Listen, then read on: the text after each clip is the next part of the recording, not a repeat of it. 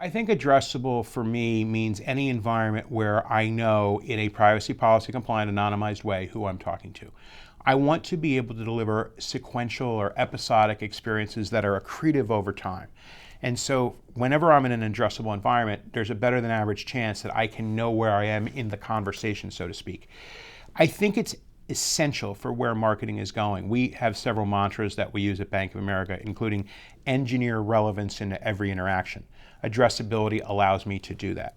The addressable TV product to me is languishing in the marketplace, and I think that that's because the vendor community now has had more than a dozen years to try to figure out a common taxonomy, a common buying framework, and they failed to do it. And so we're finding big screen addressability through other means than what we were talking about a few years ago. Certainly OTT, relying on a data spine, knowing who we're talking to, increasing the number of opt-ins we're doing.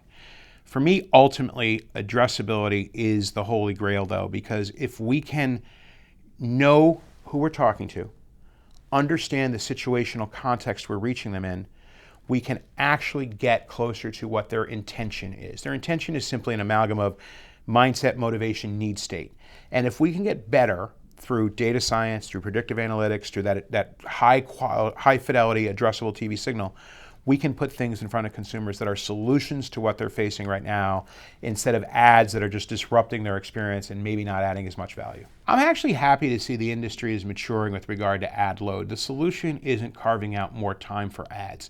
It's actually being able to deliver less ads that are more valuable to an individual, which will have a higher take rate and will allow marketers to pay fair value for that.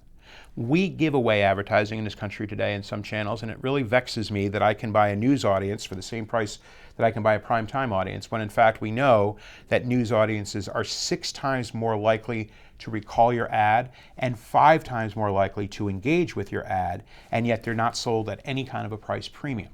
I think that when we get smarter about the relative value of audiences, those pieces of inventory will command a significant premium, which will ultimately reduce ad load and improve the consumer experience.